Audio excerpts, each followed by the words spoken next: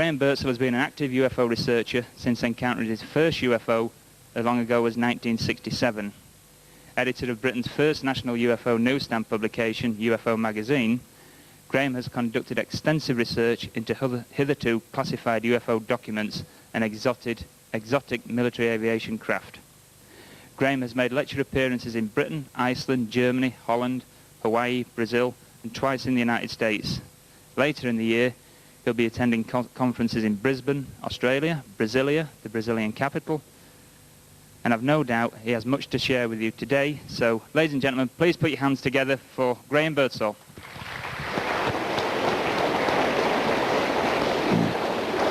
Thanks, Mark.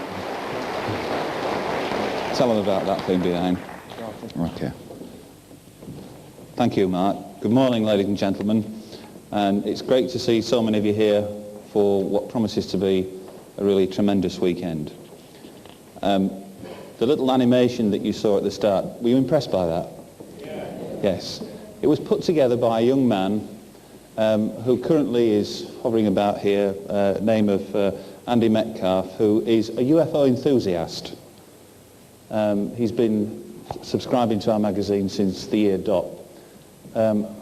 Only in his early 20s, I think he's 19 or 20 years old. It's one thing to ask a television company to produce an animation on this subject, and the independent animation company comes along and produces something that's pretty neat. But there was real passion in that animation because the guy loves the subject, and I think you saw some of that come out through those images. I think it was terrific, so well done, Andy. Okay, I've got an hour and a quarter up here, and I'm going to show a few slides, only a few, touch upon some interesting things from the past for the benefit of those members of the audience who are in their earlier years, teens and such like, as a courtesy, if you like, and a remembrance for all those fantastic UFO researchers who are no longer with us, to highlight some important statements, to highlight some important work, some important findings. There is a rich history in this UFO subject, and to ignore that history is to ignore the truth and the facts. People talk about the truth is out there and the X-Files. Well, the truth is there if you're prepared to look for it and go out and inform yourselves. So the question we asked this weekend, is the evidence for the existence of UFOs overwhelming? We're not here to preach, none of us are here to do that, but what we are here to do is to present some of that evidence. And we'll start with this man, Kenneth Arnold. It was his sighting that coined this immortal phrase, flying saucers, 24th of June 1947. But let's not forget that there had been numerous sightings of unexplained phenomena long before Kenneth Arnold. In fact, some people, I'm sure in this audience, will argue quite rightly that things have been recorded in history going back centuries of anomalous objects in the sky. Some people try to depict that through paintings, tapestries and the like. Some will automatically, on the skeptical side, say, oh, that has to be a comet. How so? That has to be a fireball. Why? The flaming chariot, the flying cross. We know that things have been seen that people couldn't understand then in the night skies. It's conceivable that UFOs have been around a lot longer than 1947. Indeed, pictures like these of anomalous objects taken from World War II demonstrate the types of phenomena that Allied pilots, as well as pilots for the Axis, Nazi Germany and Japan, were all reporting towards 1944 and through 45. Foo Fighters, after the name of an American cartoon strip character, was the name given to this type of phenomena by Allied pilots, particularly those Americans with the 8th Air Force. Now, the Americans thought at first that they were Nazi secret weapons, until later on they discovered that the Nazi pilots thought that they were American weapons, and so on. And then we had strange reports of ghost rockets, strange mysterious rocket-type objects reported throughout Scandinavia in 1946. So there were a lot of things happening before that summer of 1947. And then, of course, a couple of weeks on, we had just a little incident that refuses to go away in a small, sleepy New Mexican town called Roswell. And I'm not going to go into the intricacies of that. Far better for you to listen to somebody who was the original investigator of the Roswell incident himself, Stanton T. Friedman, who will be on this stage making the keynote address as we round off proceedings tomorrow.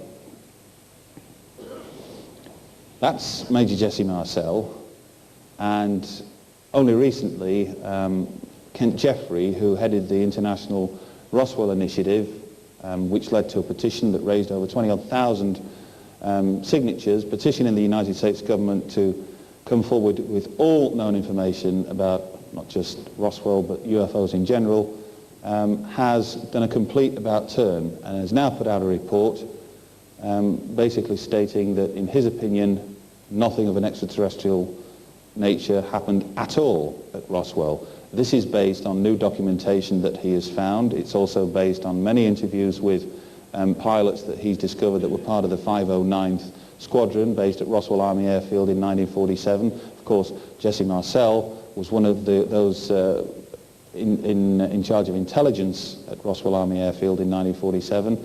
And I've had a good long look at Kent Jeffrey's report. It does make interesting reading. He has conducted interviews with hitherto unknown people who were in charge of the Foreign Technologies Division at Wright-Patterson Air Force Base, then Wright Field in 1947, where it is alleged parts, remnants, including extraterrestrial bodies, were taken to Wright Field shortly after this crash. So a heck of a lot of controversy is beginning to bubble beneath the surface now. But on the other hand, you have other senior figures that were highly placed at that time coming out with statements to the contrary, that indeed something did happen at Roswell, that indeed alien bodies were recovered at Roswell. And later this afternoon, you'll be seeing some footage undertaken during an interview with Philip Corso, an interview conducted by George Knapp, and I'm sure that he'll have some interesting comments to pass and make about that. So all of these things, I'm sure, will fill you with a lot of information, a heck of a lot to digest, and that's no bad thing. Well now, in 1948, because of all this activity, an interesting, I'll use one or two statistics during my talk. I won't bore you to death, I hope, with that. But last year was a record year for UFO sightings in this country, in the sense that we had, I think it was 618 sightings recorded by the MOD, for instance. Certainly over 600. And one or two dribs and drabs are still coming in. Biggest amount of sightings for practically 25 years. And yet, if you actually look at 1947 itself, no subsequent year has produced more UFO sightings than that took place in 1947. And remember, this thing didn't kick off, really, until July. So let's say 6 months. No more UFO sightings than in 1947. And another important key thing to remember, ladies and gentlemen, is that in 1947 there were no civilian UFO research organizations, period. The people who were doing the reporting were people such as yourselves, professional pilots, meteorologists, police officers, and the like. Much the same as today. Nothing really has changed in that sense. The people doing the reporting of the incidents and the investigating were journalists. And some of those journalists had just come back from a pretty dire tour of duty following their respective army divisions from D-Day to Berlin just a couple of years previously. Take a look at some of the headline writers and headline makers from some of these accounts in 1947. These are no backward journalists. True, a lot of media comment in those days, amazingly enough, not surprisingly enough, here in Britain regarding the Roswell incident is pretty much mirrored today. In our latest July-August magazine, which I'm delighted to say we picked up from the printers only 2 days ago to bring down here this weekend, it doesn't go on sale until next Thursday in the shops officially. You'll see some fascinating news clippings from the Irish Times from 1947 describing the Roswell incident. But even more fascinating, perhaps, is some references to English newspapers about that same incident. I think it's the Daily Telegraph that is reporting on this story about aliens coming out of Roswell and suggesting that it's due to the fact that a large consignment of Scottish whisky was recently exported to the United States. Now, this is a comment made by the journalists themselves in July of 1947. So the ridicule aspect of this was already very much in evidence in black and white 50 years ago. But I think we've come a long way since then in impressing upon journalists in all branches of the media that there is far, far more to this subject than meets the eye if you're prepared to listen, look and study the evidence for yourselves. Project Sign was the United States Air Force's response to all of these sightings in 1947, quickly followed by Project Grudge. Thereafter, Project Blue Book. Project Sign was sometimes referred to as Project Saucer, or the Saucer Project. And on the 7th of January 1948, this man, Captain Thomas Mantell, was killed chasing a UFO. Now, interestingly, less than 2 years ago, we happened by chance to come across a retired US Army major by the name of James Doosler, who had married an English lady who had then persuaded her husband to come into semi-retirement, if you like, by literally taking up residence in Norwich. And here was this amazing witness, the investigating officer, no less, to the Thomas Mantell incident, who had been living in this country for 40 years. And in the last couple of issues of the mag, you'll see a lot of incredible statements made by this man about how he personally had been in the control tower, and he made lots of references, lots of names, when this UFO was spotted, and how Mantell was leading a flight of 4 aircraft, and one by one they all had to disappear, leaving this guy to chase after this thing. The official explanation was that he'd ascended to such an altitude that he lost consciousness through lack of oxygen, and his plane spiraled down into the ground, crashed, killing him outright. Unfortunately, the official statements contradict with that of James Doosler, who died, unfortunately, early, I think it was last December.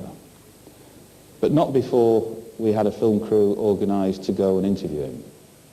And that film is now canned, and it's with the Sightings Company in America. So at least we have this amazing witness to amazing events, albeit nearly 50 years ago, on film. And it is a race against time, ladies and gentlemen, with a lot of these people from these early incidents. But it's amazing how candid and how frank and how vivid these recollections come back to people. You know, when people talk about how can you possibly remember an incident that took place 10 or 20 years ago, you know, the daft thing is, I've been involved in this game now for 30 years. And I remember my very first UFO sighting in late winter 1967 as though it were yesterday. And I'll bet you there are people in this audience who know exactly what I'm talking about when I say that you're probably of the same ilk. You see something, you experience something, and you never forget it. It burns into the memory. I've spoken with people who've seen things in the late 1940s, people in their 70s and in their 80s, and the memory is there. It's a poor analogy, I know, but it's one I think worth mentioning. When I hear this debate about bringing ex-Nazi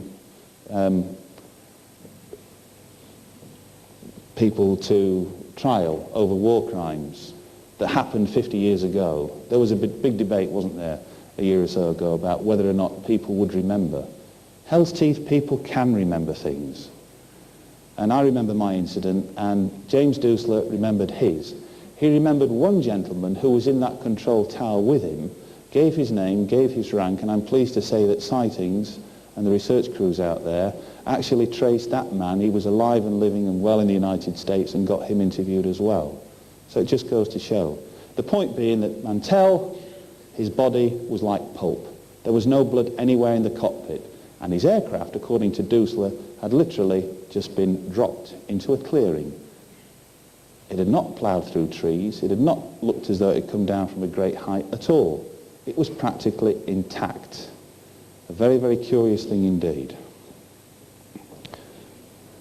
Now, when we talk about historical facts, I'm going to bore you with one or two quotations for the next couple of minutes before I move on to some even more interesting things. 10th of December 1948. A 19-page top-secret military document produced entitled, quote, Analysis of Flying Object Incidents in the United States. I know there's a few journalists in this theatre over the weekend, and there's some already arrived. I want you to take note of these quotations, not just specifically for them, but don't lose track of these because they are historically factual, they are important. Quote, approximately 210 incidents have been reported.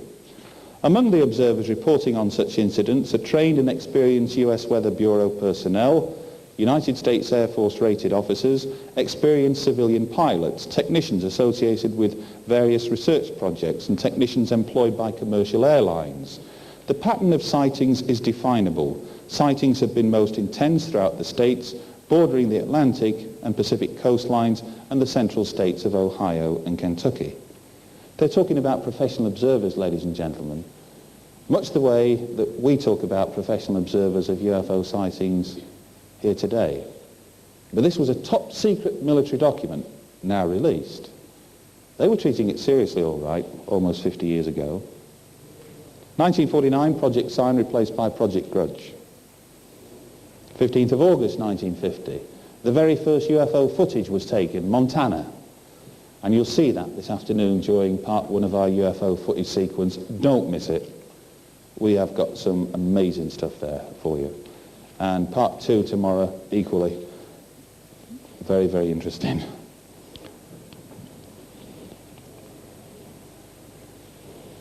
I know it's difficult for people at the back to make out a lot of text, and that's why I've only put in 2 or 3 documents on this particular slide here. But this is a memorandum, a top-secret memorandum, 21 November 1950, Wilbert Brockhouse Smith, sent to the controller of telecommunications in Canada. He'd been asked by his superiors when he was next in Washington to find out what he could about flying saucers and find out also what the United States authorities thought of them. And he wrote, I made discreet inquiries through the Canadian Embassy staff in Washington. Let me just move across slightly here. Who were able to obtain for me the following information. The matter, I think that needs focusing actually. Just let me see if I can do something here. That's a bit better. The matter is the most highly classified subject in the United States government, rating higher even than the hydrogen bomb. B, flying saucers exist. C, their modus operandi is unknown, but concentrated effort is being made by a small group headed by Dr. Vannevar Bush. D, the entire matter is considered by the United States authorities to be of tremendous significance. History. Factual history. But you know that anyway, don't you? But I hope we've got some people who are here who are prepared to be sceptical. Maybe we've got others who think it is all foolish nonsense. But you can't argue with that. I don't believe. Lots of photographs were taken. 31st of August 1950, Carl Hart Jr. took these photographs over Lubbock, Texas. They'd already observed strange formations of UFO-type formations. 4 college professors at Texas Tech had seen them 6 days earlier. The Lubbock Lights. Now, what was particularly intriguing about these photographs is that the United States Air Force, in its infinite wisdom, decided to immediately label them as nothing more than a flight of ducks, ladies and gentlemen. Well, these flight of ducks were performing speeds in excess of 1,200 miles an hour. These flight of ducks were being seen by airborne as well as several independent ground-based radar stations, leading to several alerts up and down the eastern seaboard of the United States. But more importantly still, it wasn't until it became obvious that these four particular professors had also observed the same formation that they dropped a clanger by pronouncing that these were a flight of ducks. In fact, all of these professors were very, very skilled astronomers, and they took great exception to having their credentials tested and challenged in this way, because they had been so baffled by these formations, they had actually set up skywatch positions, if you like, to try and identify them. So confused and baffling were these things.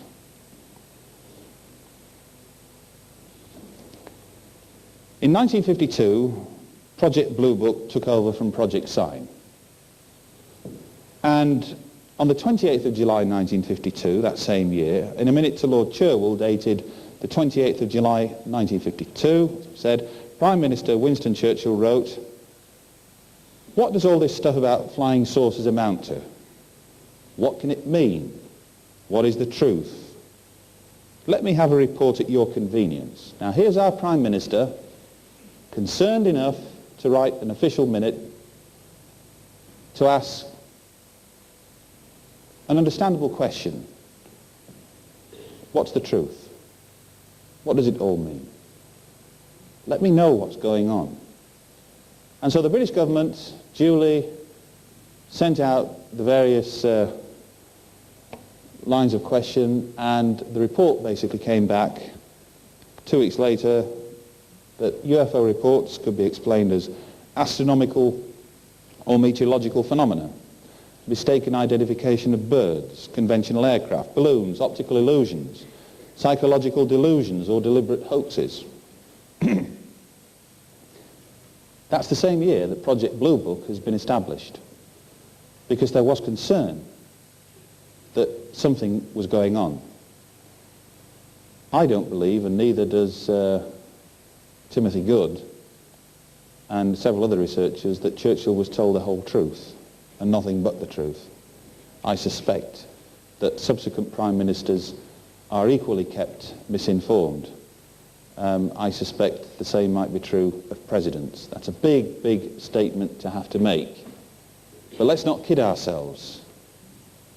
It's pretty embarrassing, isn't it, for a United States president to have to apologize to the American public, as happened recently with President Clinton, that a whole town full of Negroes had been allowed to die the most horrible deaths because they'd not been given antibodies and serums, just to see how various diseases would affect them.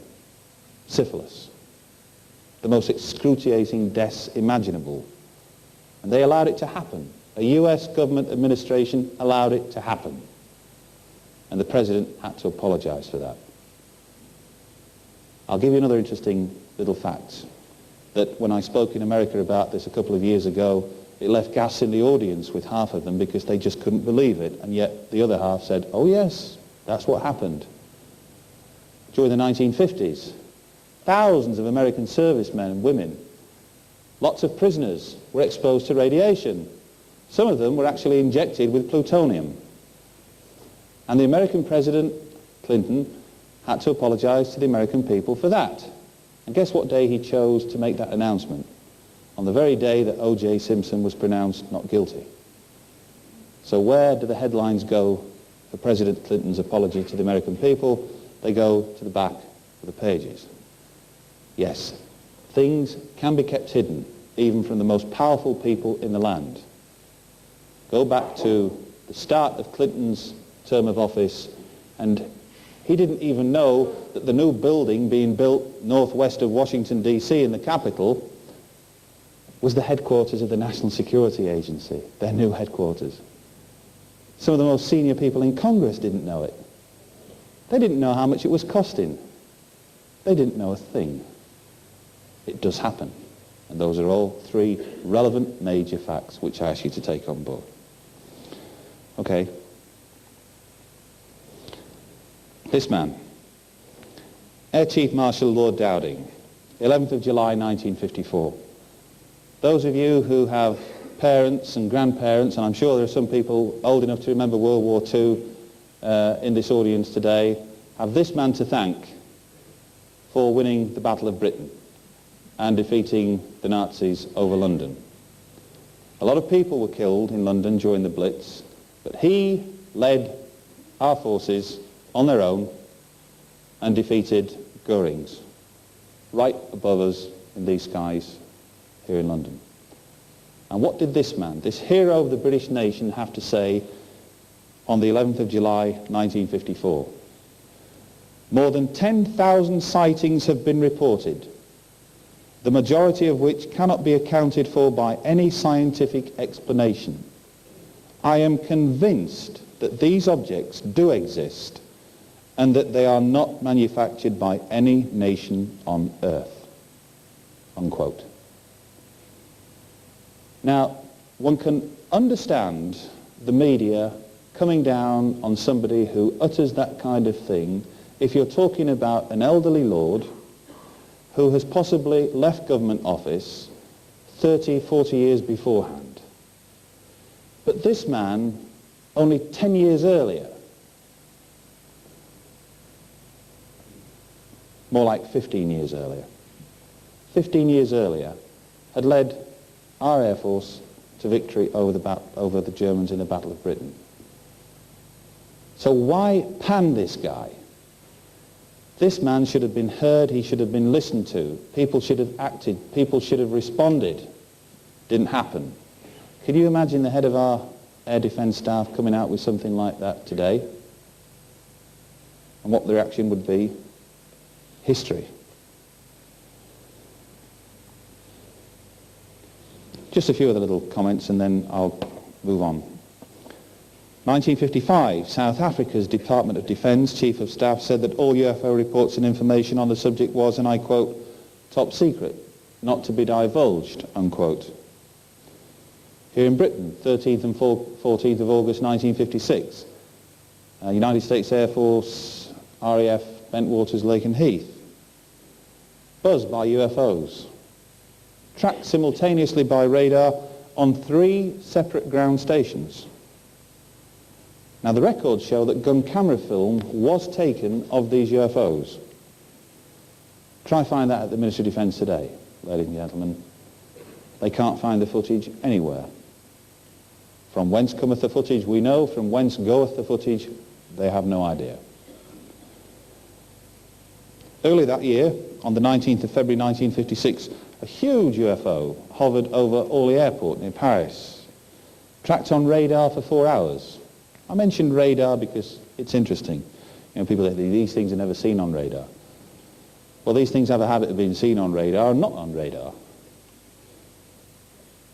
Over 400 radar tracks, ladies and gentlemen, have been accumulated since 1947 of UFOs, official. Over 400. Here's another interesting little statistic I'll throw at you. You'll get more of these from Stan Friedman tomorrow afternoon, but it's interesting nonetheless. Over 4,000 ground traces of UFOs that have actually touched terra firma around the world. People say, why do these things land? Well, there's a few examples. 1957, another interesting little snippet of information for you. Alan Fitzsimmons, working on a UFO story for the Hayward Advertiser in Lancashire. Spent his whole life working there, as it turns out. We only found out about this 3 years ago. Covering a local UFO story, the MOD marched in, took him and his then editor into a back room, quoted the Official Secrets Act, having shut the door behind them, and said, drop the story. He's editor of the Hayward Advertiser in Lancashire. Interference by the MOD in UFO reports? There's a news editor, alive and well today, who had it 40 years ago. Factual.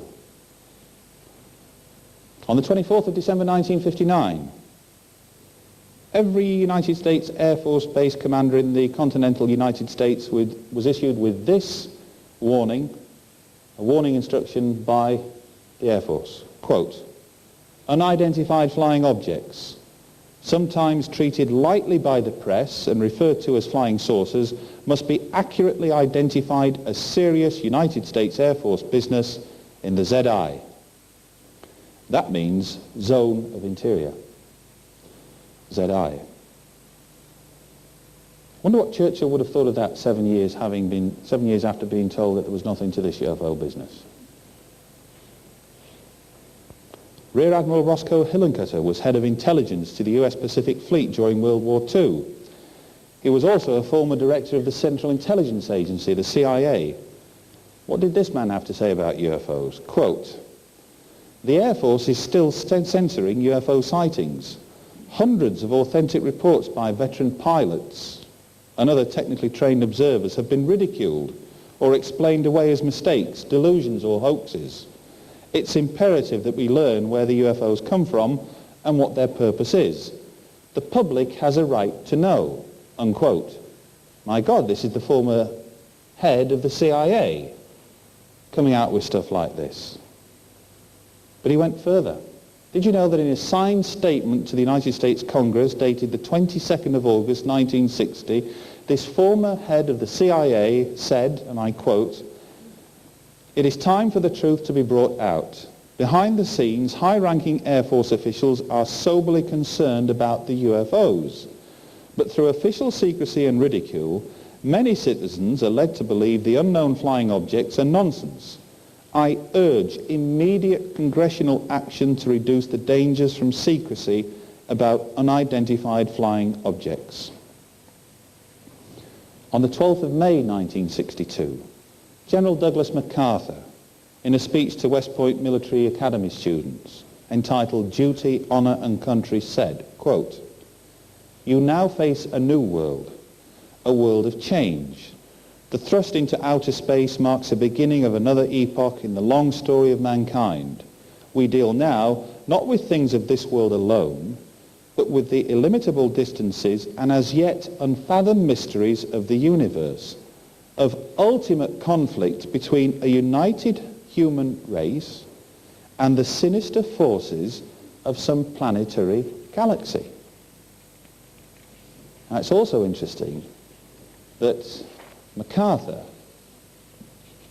his best pal, if you like, from World War II days, was Lord Mountbatten, who headed our side of the Allied forces in the victory over Japan. MacArthur was leading the United States forces from the east. We were coming up through Burma on the mainland from the west. These two men kept in constant touch after the war. And I suspect that Mountbatten's interest in UFOs and MacArthur's interest in this side of things was no accident. I think that some of their subordinates, if you will, that after they had retired went on to higher office and became major generals and field marshals, will have kept in touch with people like Montgomery and MacArthur, and will have had Mountbatten, I beg your pardon, and MacArthur, and will have had a few things to say on this subject. On a British theme, on the 12th of December 1967, the British Embassy in Moscow was directed to approach Soviet officials, and I quote, "Investigate the subject with a view to cooperating with the Russians in observation teams for UFOs," unquote. Now we're going to have a little change from the slides, and we're going to put on some background for you. In 1968, Congressman Gerald Ford, later to become president, said, "I think we owe it to the public to establish credibility regarding UFOs and to produce the greatest possible enlightenment on the subject." That's what one president had to say. Many, many presidents, ladies and gentlemen, have commented on this subject. You'll hear a few from me, and I dare say you'll hear a few from other speakers throughout this weekend. Do they know? Damn right they know. This piece of footage has remained on a dusty shelf in some television archive library for the best part of 30 years. It's the only footage of the Condon Committee at work. And it's the first time it's been shown anywhere since then. So enjoy this as I just go over this period. 1969, Project Blue Book was disbanded. Dr. Edward Condon and his Air Force-sponsored staff had concluded there was no evidence to support the ET theory. In March of this year, the Pentagon restated that the Project Blue Book results had determined there was nothing to the subject. BBC Radio 4's Today programme researchers rang me up thinking that this was a new report. Can you tell me about this new report that's just been released by the Pentagon, Project Blue Book? I said, what new report? And when I told them that this thing was done in 1969, they couldn't believe it. Now, Stanton Friedman will go over a lot of this on Project Blue Book tomorrow afternoon. But this is what the Pentagon miserably failed to point out this year when so dismissive of the UFO subject. The Condon Committee at work here in the background. Not one single UFO report concerning matters of national security, i.e. UFOs observed over military bases, missile silos, etc., were ever sent to Project Blue Book. Not one. Not one report was sent to Project Blue Book. Consequently, the Condon Committee never got to see them. Not one single overseas UFO report was seen by officers and staff at Project Blue Book. So the Condon Committee never got to see those either. Of the 12,618 UFO sightings listed in Project Blue Book, 701 remained unidentified. In Project Blue Book Special Report number 14, of the 3,000 UFO reports listed in this one publication, 600 or 20% remained unidentified. And how many UFO reports did that man, Edward Condon, of the Condon Committee as it's become to known, actually study before reaching their conclusion? Did they look at each and every one of the 12,618 UFO reports in Project Blue Book before reaching their conclusion? No. Okay. Did they instead concentrate on the 701 unidentified reports before reaching their conclusions that UFOs were foolish nonsense? No. Instead, they took a sample of reports, all 117 of them. And in their own reports, believe it or not, ladies and gentlemen, it's there in black and white, even with this sampling of 117 UFO reports, they couldn't explain 30% of them. And yet, they determined there was nothing to the phenomenon. I mentioned that several statesmen down the years have passed comment about UFOs, Carter, Reagan. They've actually seen them, haven't they? On the 26th of April 1990, Mikhail Gorbachev, then Soviet leader, said, and I quote, "The phenomena of UFOs is real. I know that there are scientific organizations which study the problem," unquote. Interestingly, in November 1992, George Bush was asked about UFO secrecy by a campaign committee member. And what did George Bush have to say about UFOs? Quote, "You don't know the half of it," unquote.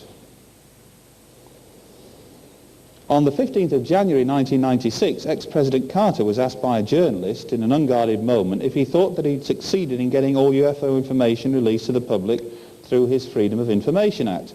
And Carter replied, "I'm not sure, but we did release a lot of the information, but I don't know how much was not released." Let's have a look at that interview, if we can. Schoolyard with about 20 other men, and we saw a bright light appear in the distant western skies, and it got closer and closer, and when it was just above the treetops, it changed color, and then it stayed there for a while, and then it disappeared into the distance. And none of us could ever imagine what it was, and I still don't know what it was. In 76, you said you'd try and release all information to the public and to scientists about other UFO sightings. Yes. Do you think you achieved that? I'm not sure, but we did release a lot of the information, but I don't know how much was not released. He's quite happy to talk about his UFO sighting. 1976, you decided to get UFO released. Did you see the Secret Serviceman said, "Come along, Mr. President. Move along." See the eyebrows? Whoa. But interesting, isn't it? What a thing for a former president of the United States to say. "I'm not sure, But we did release a lot of the information. But I don't know how much was not released. This is supposed to be the most powerful man in the world. It was a campaign promise to the American people. It was a fundamental part of the Constitution, this introduction of the American Freedom of Information Act. And he made a promise to the electorate. I'll release all UFO information. Didn't happen, I don't suggest. I just don't believe it. And I don't think from that interview he does either. Okay, we're back on slides, and I'll just turn this thing around. We'll move on to this one and onto here, cockpits. I have this thing about UFOs and pilots. All perfectly normal, I hasten to add. 3,500 pilots, ladies and gentlemen, have risked ridicule and threat to professional career advancement by doing what? By reporting their UFO sighting. Now think about that. It's a hell of a statistic. Only 10% of people, ordinary members of the public, as a general rule of thumb, who see a UFO bother physically to take time out of their lives and report it to people like me, to other magazines, to other UFO organizations, to their local television station, radio station, newspapers, and so on. 90% of people who see something strange that they can't explain put it to the back of their mind and forget it. They don't tell anybody about it. Now, I would suggest that in the case of pilots, the figure is probably around 2 to 3%. I would suggest that about 97% of pilots who actually physically see something along with the rest of their crew or as an individual don't bother to report officially. Even if it's 5%, let's say. So to get 3,500 official reports by these professional observers, military and civilian pilots and crew, is an astonishing figure. Times that by 9, you know, it really does start to impact. And I would suggest that a lot of these pilots must have thought long and hard about reporting their UFO incident. None more so than a guy by the name of Captain Zaghetti on the 21st of April 1990. Now, I'm going to mention two things here from the UK, and they're both slightly different, but they're both important. And I'll come back to another pilot incident report just a little bit later on, and you'll hopefully connect with the two. The thing about Captain Zaghetti, he was flying an Alitalia airliner with 60-odd passengers aboard from Milan to Heathrow, London, on that date, 21st of April 1990, and his aircraft was over Lydd in Kent when he had an encounter, according to the press, with a UFO. This UFO incident was widely reported. What wasn't widely reported was what Captain Zaghetti actually physically saw, wrote about in his official report to the CAA, and concerned him greatly. The press reported that he'd had this encounter with a UFO, the majority of instances with a UFO, and instantly you have this ridicule thing again. You know, pilot sees UFO. Next thing it's custard pie Martians. Next thing it's little green men. Next thing it's yesterday's news. It's forgotten about. 2 weeks after Captain Zaghetti had logged his report, I got his official handwritten report. There was no mention whatsoever, ladies and gentlemen, about a UFO. What nearly knocked Captain Zaghetti's plane out of the skies over Lydd in Kent on that day was a missile, approximately 15 feet in length.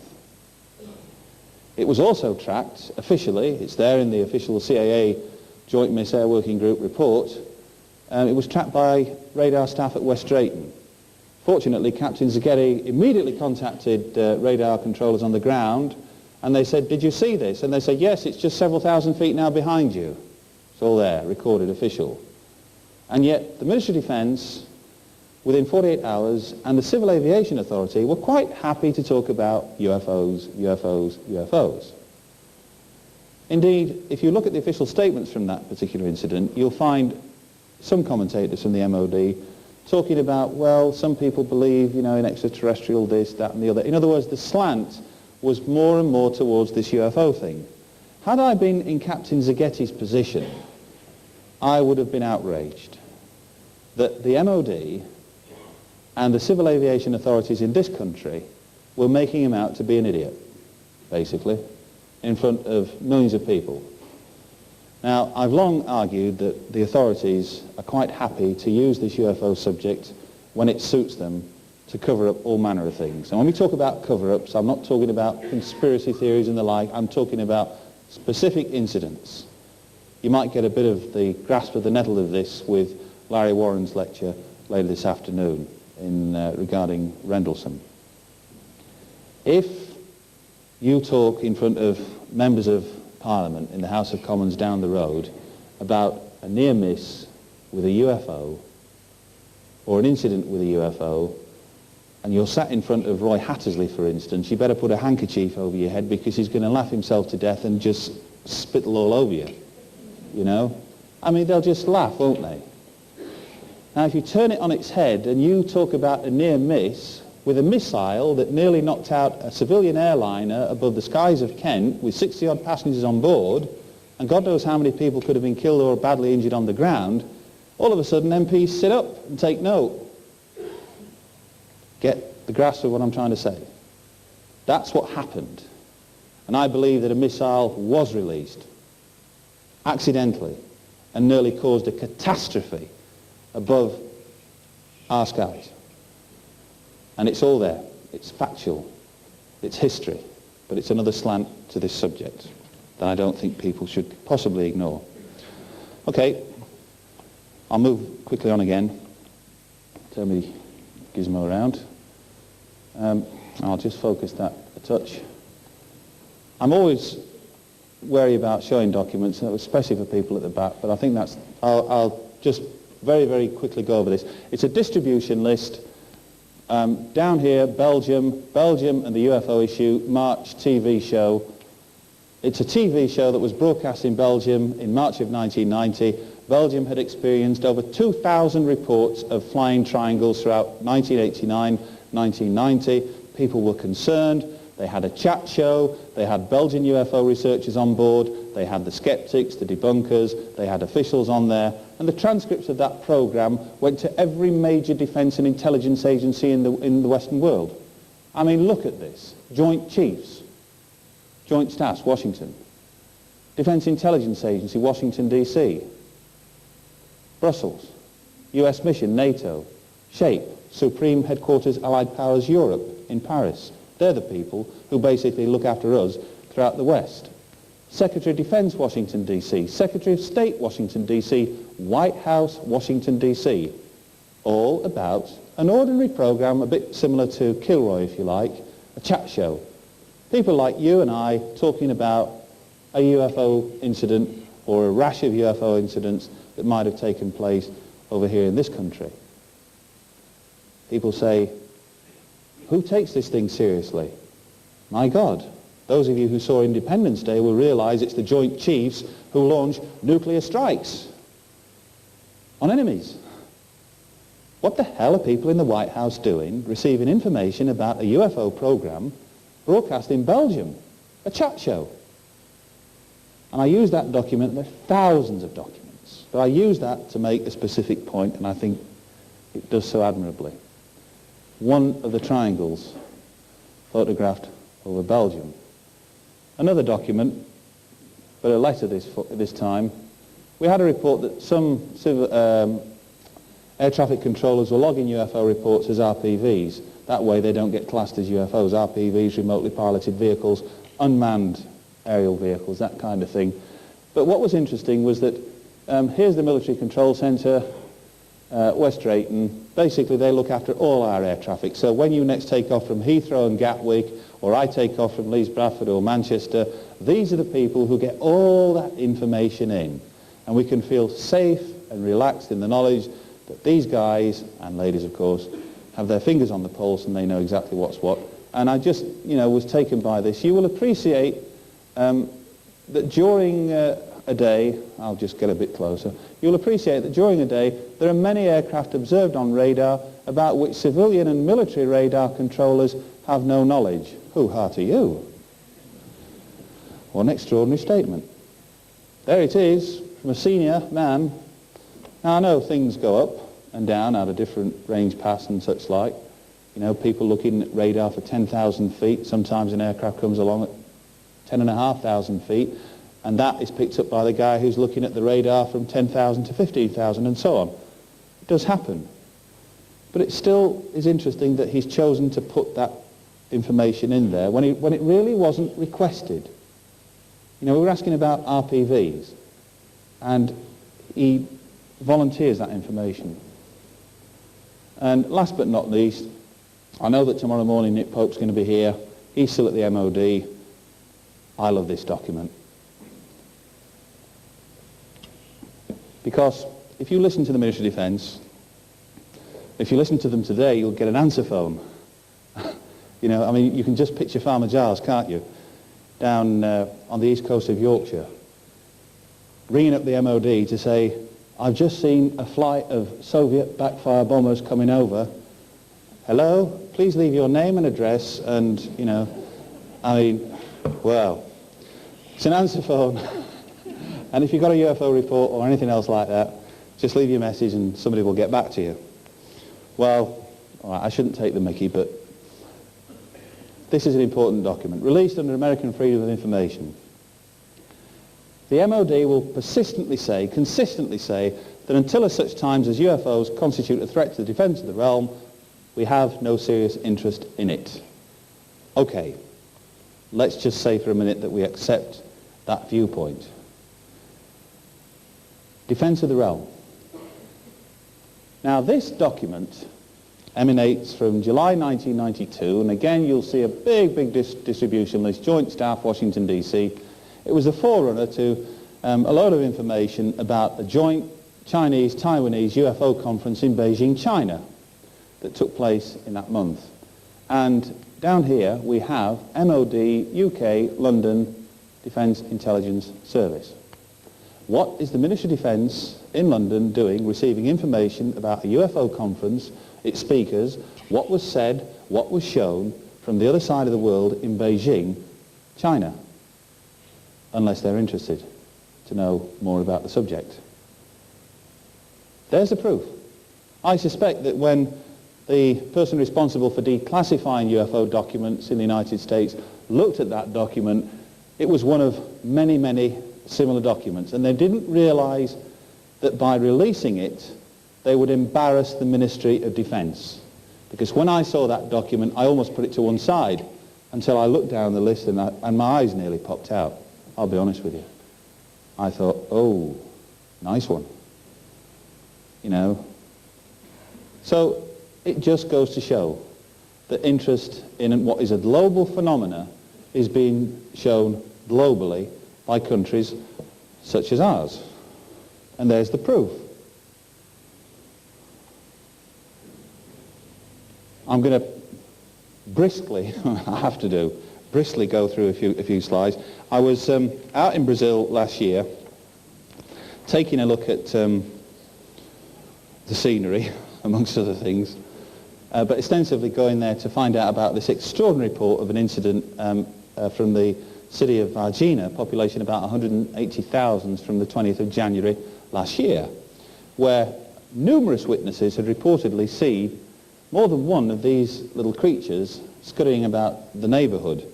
Reports had begun of UFO phenomena and been reported by ordinary couples like this the day before. This man, Rodriguez Paccaccini, and that's a photograph that I took. Stan Friedman was sat on one side of the room, John Carpenter of the United States was sat next to me, and I was there, and we were listening to this man. We took in all of this information, and there's no doubt that something quite extraordinary happened in the city of Varginha on the 20th of January 1996, to the extent that a huge cover-up was involved. This man, General Lima, was ultimately deemed responsible and to take charge of this. Creatures that were found and taken to hospitals in Varginha, the district hospital, and then moved on to the University de Campus in Sao Paulo, hundreds of miles away. They have so much information about this case, it is frightening. Over 30-odd first-hand witnesses, videotaped testimony from military officials, nurses, doctors. They even know the guy, they claim, or they've at least filmed him and photographed him leaving in this big black Mercedes car, who conducted an autopsy on one of these unfortunate creatures. He happened to be the physicist who did the autopsy on the body of Mengele to prove to the Israelis that that really was the Nazi war criminal. So an enormous amount of information. I haven't got the time, ladies and gentlemen, here today to go into any great depth about what took place in Virginia. All I can say is don't dismiss it out of hand. I've been out in Brazil. I spent a week with Stan and John talking with people, listening attentively to what was being said, and there's no question that something extraordinary did take place there. It certainly acted as a catalyst to unite all of the Brazilian UFO organizations. There were over 50 Brazilian UFO organizations represented, all united under one roof in that building, because they'd all sent teams of people into Varginha to get that information. Right down to people who were in charge of the air traffic control centers, in charge of airports. We now know the movements of C-5 Galaxy transporter aircraft. We know where even some of the American security personnel ate meals in their restaurants, where their hotels were. There's a fantastic amount of information come out about this, and I urge you to treat it seriously, in my personal humble opinion. Another aircraft incident, did a lot of work on this. This was the one from Northern England, 6th of January 1995. Captain Roger Wills, First Officer Mark Stewart, coming into Manchester Ringway Airport, where you've seen quite a lot of news broadcasts on the telly recently, and they had an encounter with a wedge-shaped object. They reported it officially. What I found particularly interesting was this, that the Joint Air Miss Working Group, the investigative arm of the Civil Aviation Authority, the people who are professional in all and everything that they do and say, put out an official report in which they concluded that whatever the UFO was that these two men saw was unaccessible. But let me just turn this on here. Here's a couple of quotes from this report. Official report. The group, that's the Joint Air Miss Group, was anxious to emphasize that this report, submitted by two responsible airline pilots, was considered seriously, and they wished to commend the pilots for their courage in submitting it, and their company, British Airways, whose enlightened attitude made it possible. Reports such as these are often the subject of derision, but the group hopes that this example will encourage pilots who experience unusual sightings to report them without fear of ridicule.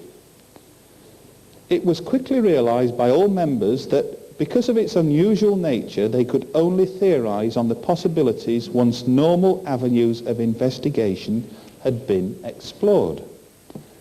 There is no doubt that the pilots both saw an object and that it was of sufficient significance to prompt an air miss report. Unfortunately, the nature and identity of this object remains unknown.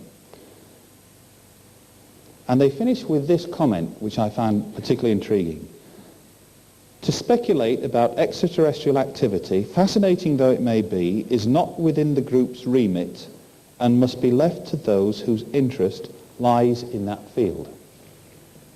Now this is the senior body of the Civil Aviation Authority, putting into their official report the kind of stuff that nearly made me knock over my cup of coffee when I first had it faxed through to me by them. I couldn't believe that here the Joint Air Miss Working Group, who spent 12 months investigating this particular incident, were actually putting in things like extraterrestrials in their report. Why? They didn't have to. It was fascinating stuff. It really was at the time, and I hope it's equally fascinating for you today. I'm keeping one eye on the clock. And I'm going to move very, very quickly on now to some footage, if I may, please. Russ will go straight through the footage on my Brazil thing, and I think we'll carry on, if we may. Just turn this down a little bit.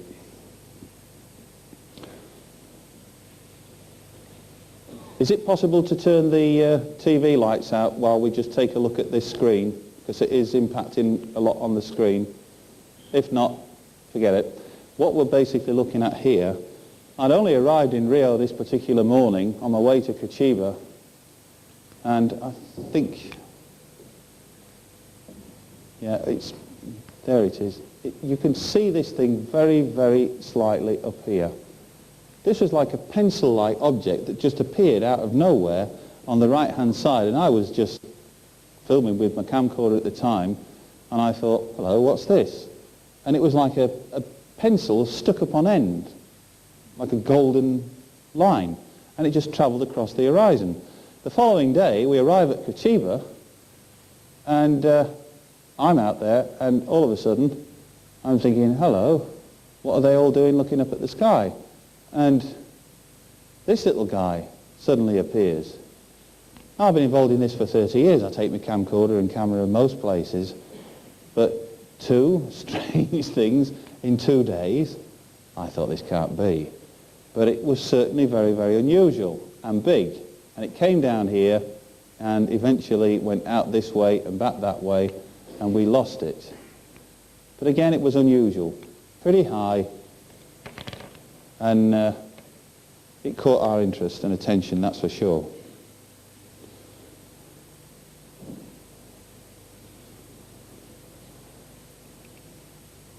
And I think we're going to go straight into another sequence. Yes, we are. This footage was actually shot by Martin Collins, whose crew are here today at our Congress. We're only showing a few seconds of this. We're actually going to be compiling a tape of our own. That was nice of them. Welcome UFO Mag, my God. We went out to Area 51, extraterrestrial highway sign there, 375. These are some shots that we took, the dusty pass leading out there. And I thought it was appropriate to put just a few little segments on of some of the stuff. It's not a black mailbox, incidentally, ladies and gentlemen, out there now. It's a white mailbox. And the curious little story behind that. Steve Medlin's mailbox was identified by Bob Lazar as being one of the landmarks leading into Area 51 that he allegedly had seen while going into this top-secret facility to work on back-engineered alien technology. Well, Steve Medlin, the rancher, this is some footage taken near the perimeter fence there, was getting really cheesed off because people were not only pinching his mail because his black mailbox was such a tourist attraction, they were actually taking pot shots at it. So he had it replaced with a stronger mailbox and painted it white. Within 24 hours, some UFO enthusiasts had come along in the middle of the night and painted it black. Absolutely true. And here we are going into Rachel's Little Alien. Wonderful for UFO enthusiasts. If you ever get out there, go to this place. Some lovely people. The walls and the like are bedecked with all types of UFO photographs and memorabilia. And they're really lovely people, Joe and Pat Travis, who look after the Little Alien, and they do accommodation as well. And they organise trips out to Area 51, and you do see some unusual things in the nighttime sky. So it's a fascinating place to take on board. And here in the main hall, back at the hotel where this conference was staged, again, some memorabilia for the Congress. Here's the original Steve Medlin box office, and there you can see one or two bullet holes, you know.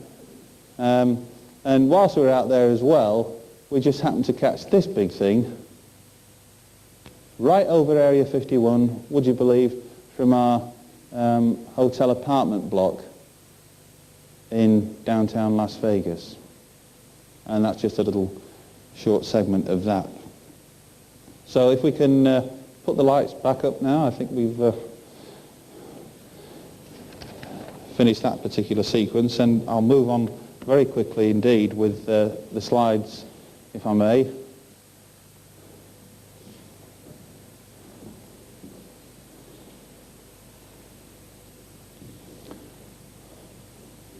Some shots that we took out there.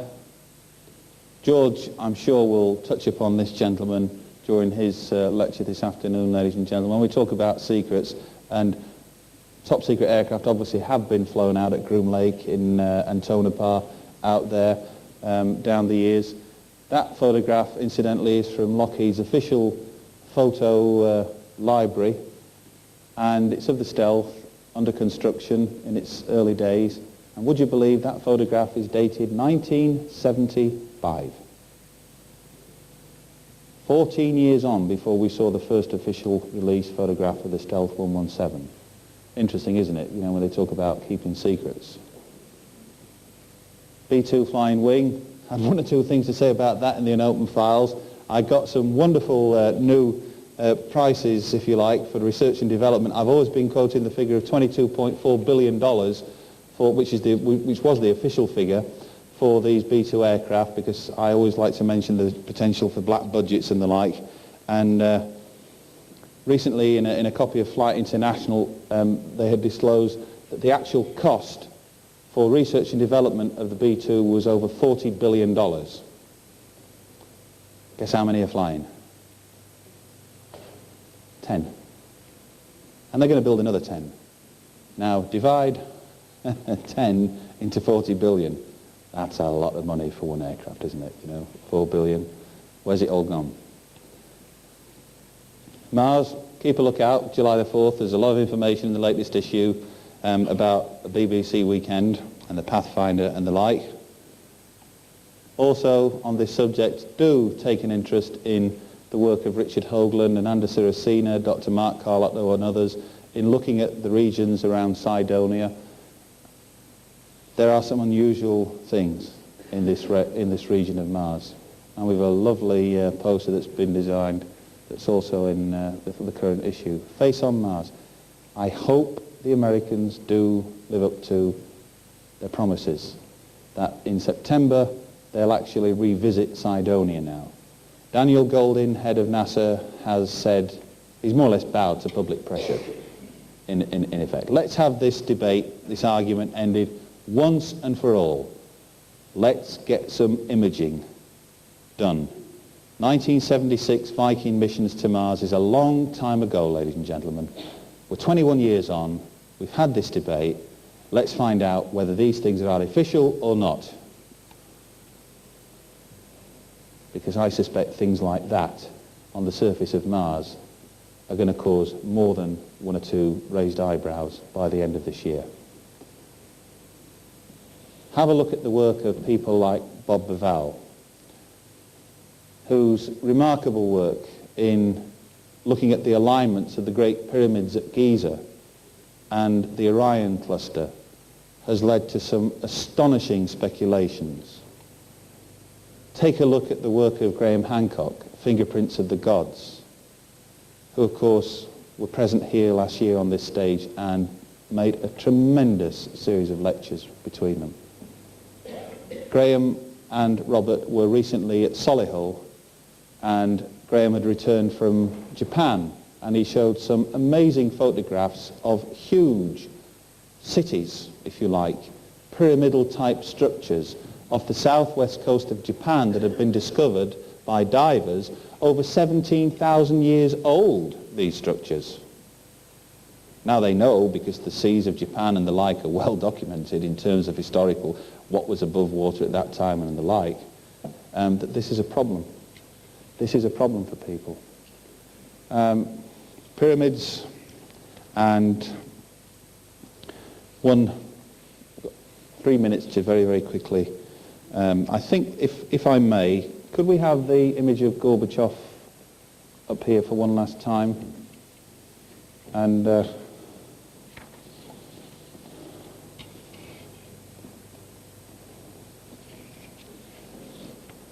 if not, it doesn't matter, guys. I'll just read the quotation. because it was interesting, and it does have a bearing on the fact that it took place here in London only last year. It was an interview that Gorbachev gave on the 2nd of November, and it was printed in the an interview that appeared in the Guardian newspaper on the 2nd of November 1996. Doesn't matter if you can't get the image. It was an interview between journalist Joanna Coles and Mikhail Gorbachev, and Joanna writes, and I quote, "He, Gorbachev, is similarly uncommunicative on which foreign leaders he admired most." So I throw in religion. Does he pray? Нет. Does he believe in anything? The cosmos. The cosmos? There is something very important out there that we still don't know about. What sort of thing? Just something. That's what that man said here in London last November. And how many people picked up this huge full page of that Guardian interview and noted those little lines? Well, they stuck out like a sore thumb to me. Maybe some of you also saw it as well. What an extraordinary thing to say when asked. There's something out there that we don't understand. What? Just something. Well, if we can get the last slide up, please, gents, I'm going to close with one or two comments, and I'm going to invite Russell to follow me very shortly. He's got to put some computers and such like up on the screen because my time is all but up. I wanted to finish I think we're going to have to go over just a couple of minutes because I want to show you some space shuttle footage. And this is important in the context of what I'm just about to tell you.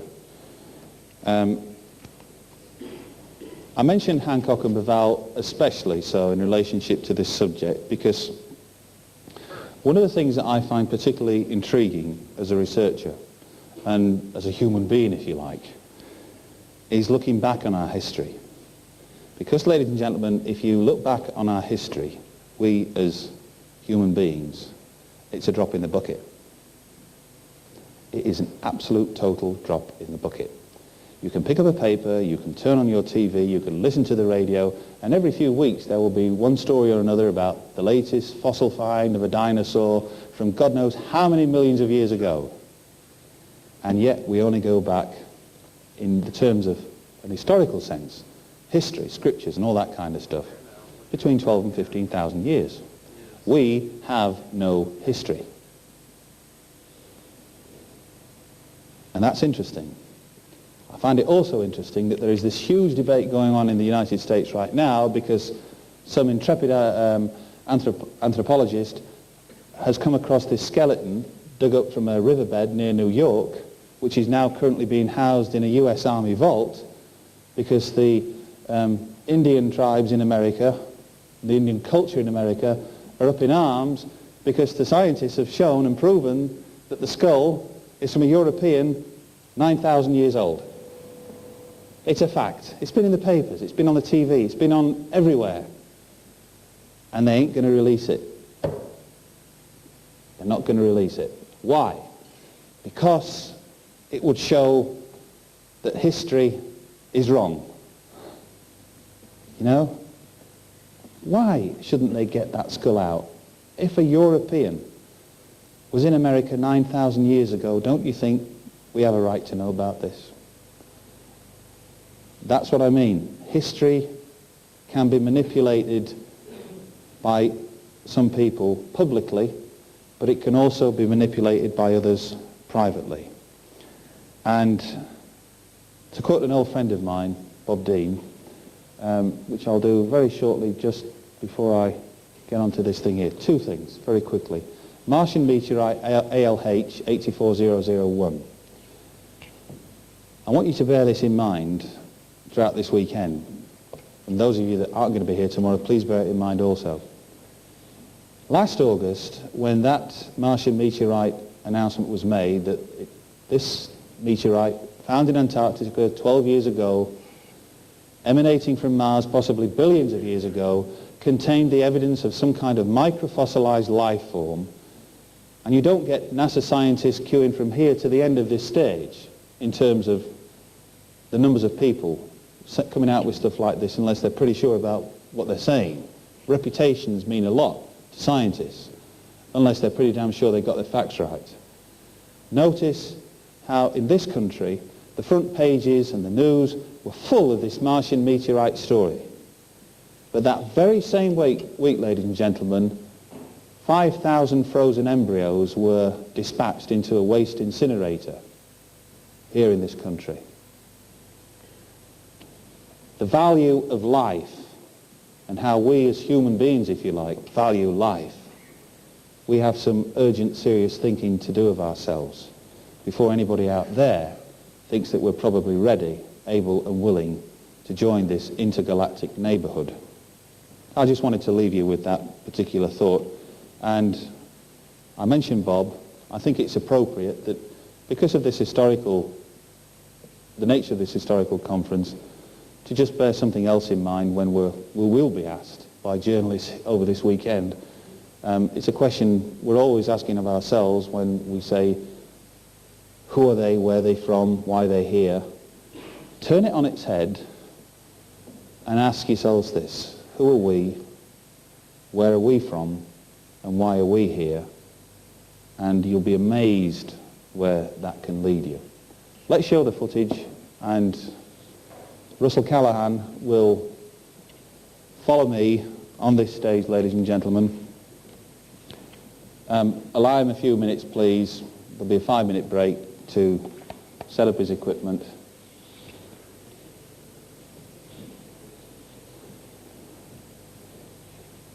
I'm quite happy to talk over this if you want to just turn down those lights. Fine.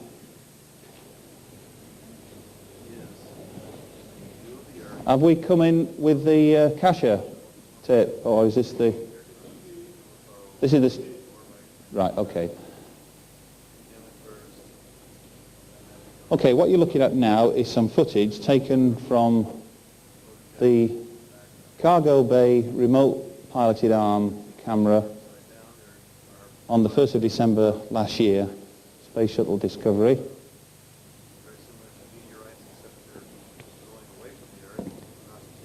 This ice crystal has suddenly stopped.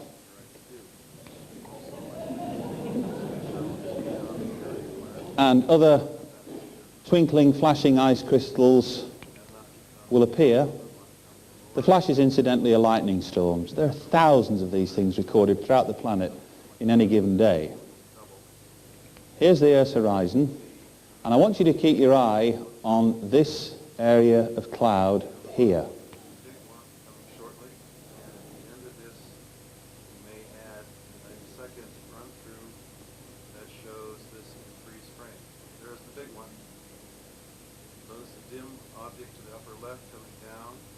That was a meteorite that went away from the Earth, incidentally. There's another one. And another.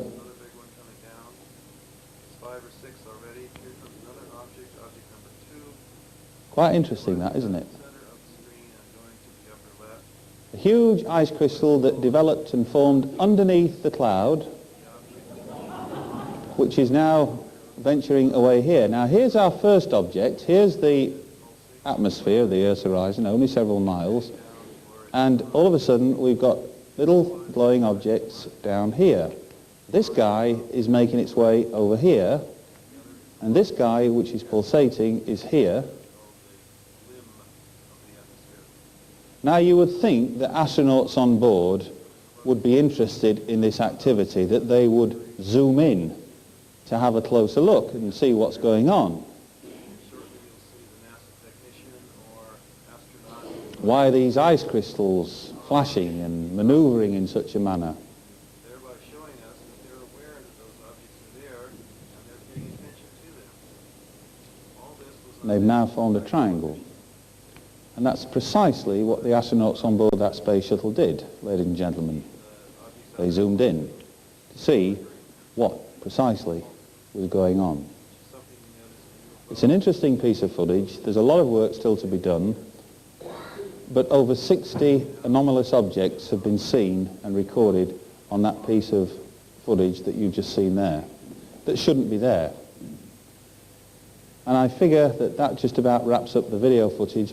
So, ladies and gentlemen, I hope you've enjoyed that as the first introduction to this 50th anniversary weekend.